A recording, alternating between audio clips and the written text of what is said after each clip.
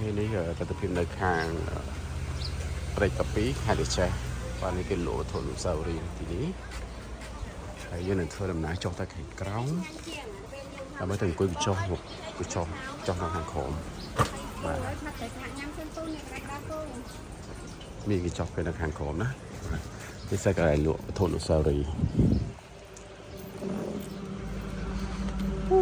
cái này cái chọc tới ấy đangสำหรับบองโปรดอกเนี่ยแต่สันหลังโจจัดคุยตามตักตามกับจอบตามไหมโอเคเนี่ยเป็นตะโคตะไคร้สะอาดนะไปจากการที่นี่สะอาด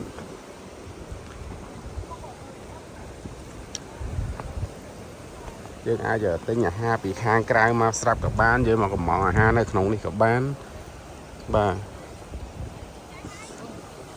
អូមកថៃគេដាក់ប្រោះនៅក្នុងទឹក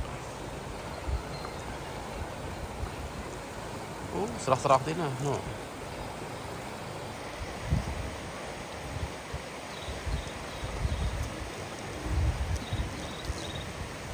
បងថៃគេបងកាយនេះទៅខ្មៅទៅកាយទៅណាទឹកមាត់វានៅក្រោមវិញណាបងបាទប៉ុណ្ណឹងម៉ានគីឡូ1គីឡូជាងធំល្អអរគុណបង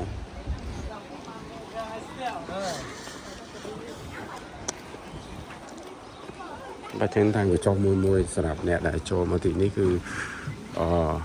មានការបង់លុយកាត់ចំនួនមនុស្សចឹងណាម្នាក់អស់ម៉ានរមណីយដ្ឋានទឹកជួរកាពិសូនស្វាគមន៍ចឹងតម្លៃ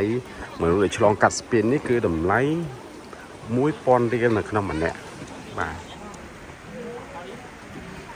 1000 រៀលអូខេនោះ